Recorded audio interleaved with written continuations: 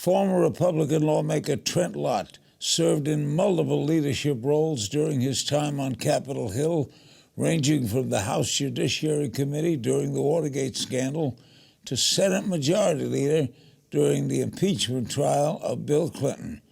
Trent Lott joins us for a wide-ranging one-on-one, including thoughts on Donald Trump, the 2020 campaign, and what he learned from his experiences with impeachment proceedings. He joins me from Washington, D.C. President Trump has called the impeachment inquiry a hoax and a scam. Vice President Pence calls it a disgrace. What does Trent Lott call it? Well, it concerns me. It bothers me having been through it. I don't think it's good for the country. I worried both during the Nixon impeachment proceedings and the Clinton process in the Senate. I didn't want us to do damage to the presidency in the process. And I worried a lot about that and focused on it. And I think we succeeded in not doing damage. But it's not a good process. It's not good for the country. It more or less sort of further divides us. And I would caution the Democrats in the House, be careful what you wrought.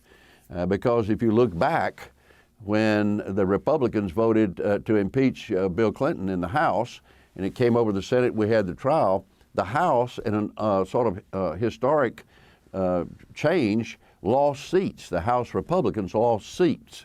So, you know, you got to be very careful how you proceed on this. The best way, if you want to remove a president, is called an election. But also, there are good lawyers, I'm sure, and partisans on both sides of the aisle that feel like, you know, there are things here that need to be looked into. The question is, how do you do it, and what is the end result going to be in terms of, you know, the country itself? And it really, what bothers me is that the Congress is not doing anything now. They're not doing anything about immigration reform in this country. They're not doing anything about infrastructure. One good thing about what we went through with Clinton is right up until we began the trial, and immediately thereafter, we went right back to legislating. Now, the House can do that because only one committee, normally, the Judiciary Committee, would be meeting.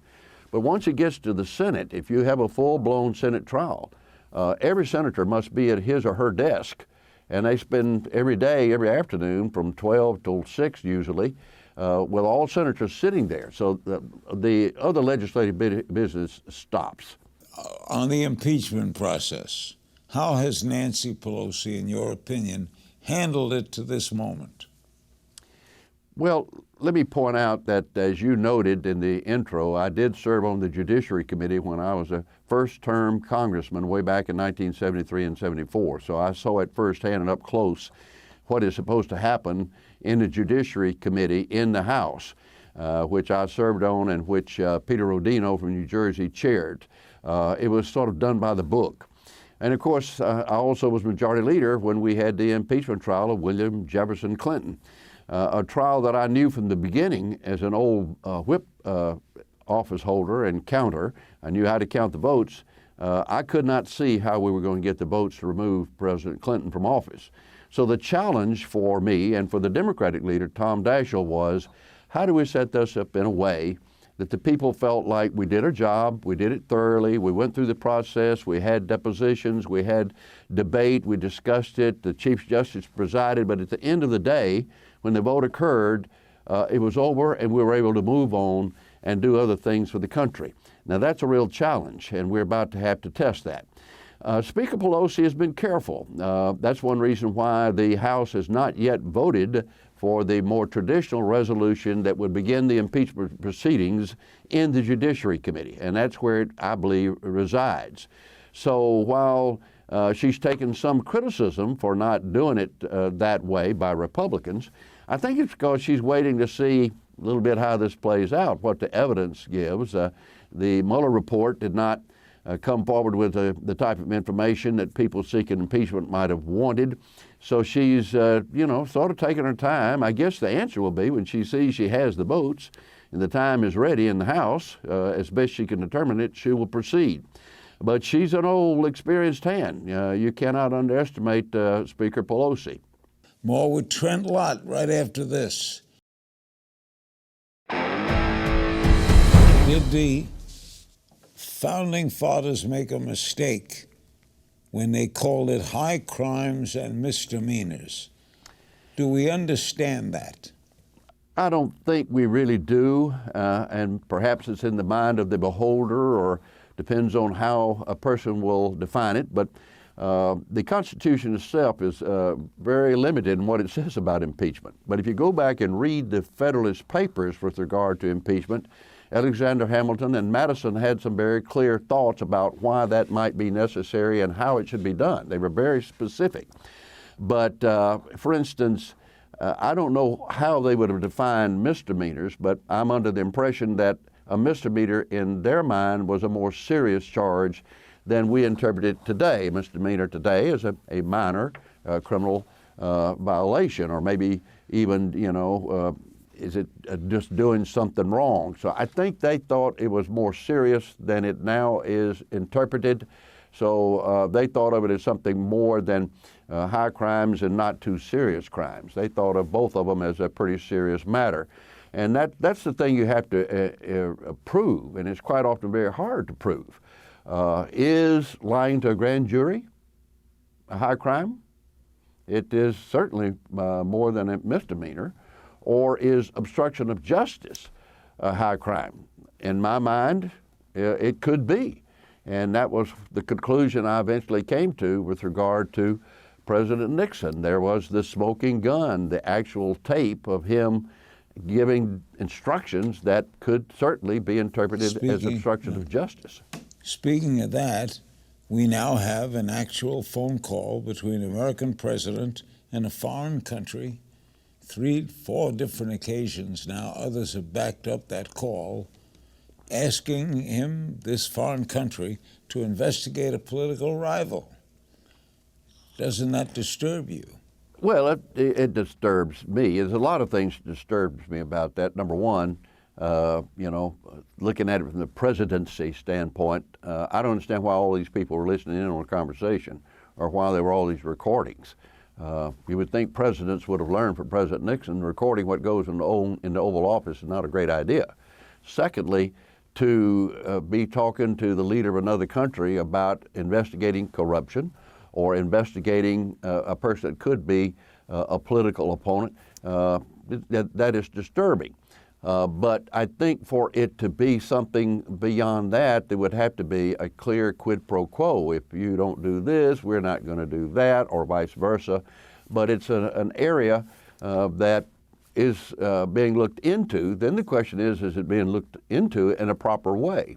And that's one thing I always appreciated about the Judiciary Committee. When I was a freshman House member, 32 years old, sitting on that committee, Peter Rodino, the chairman, was very fair in the way he allowed Republicans to ask questions, to have witnesses themselves, and for me personally, he allowed me to engage in the debate against one of the articles of impeachment, which we did defeat.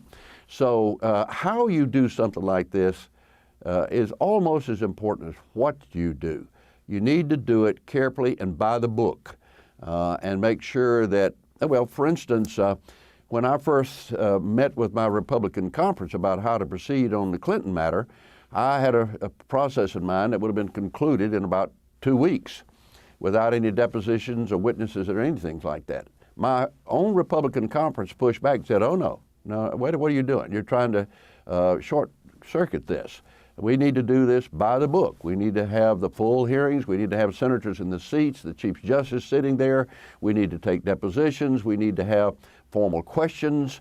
And so I revised how we were going to do it, and it wound up taking about a month. But at the end of that month, most people, whether they agreed or disagreed with the final result, felt like it was done properly as required by the Constitution.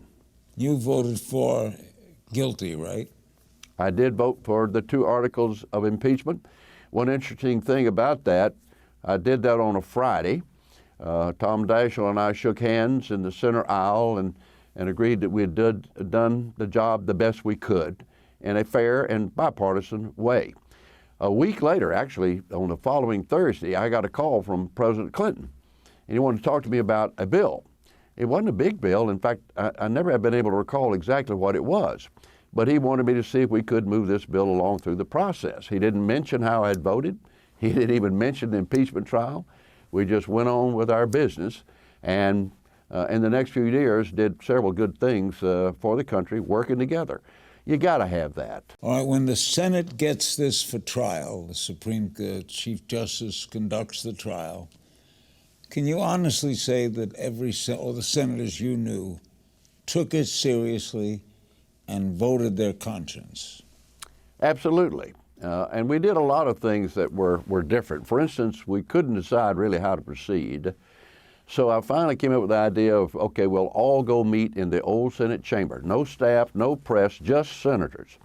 And I asked Danny Akaka from Hawaii to open the session with God, a prayer that hopefully we would be led to do the right thing in that meeting. And I called on Senator Byrd, who was sort of the historian of the Senate, to give us a brief tutorial on what the Constitution required. And then we opened it up for discussion. And to our surprise, Senator Graham of Texas spoke, a conservative Republican, followed by, I believe it was Senator Ted Kennedy of Massachusetts. And as I listened to them, it sounded like they were saying the same thing. And so we came together and said, okay, we'll go forward with the Graham-Kennedy proposal. Tom Daschle asked me later, did I really know for sure what we'd agreed to? And I told him no, but we had agreed. And so I suggested, said, Tom, look, I think we have an idea of what we want to do here, but you send a couple of your senators and I'll send a couple of mine and they'll write it up and we can then go forward. And so he sent Ted Kennedy and Joe Lieberman, and I sent Phil Graham and Slade Gordon of Washington State. They came up with a proposal and we moved forward together.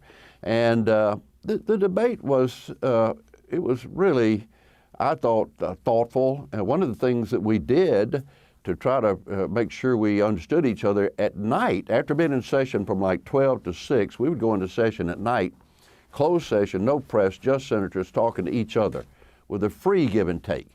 You can't believe the difference in the tenor and how honest they were.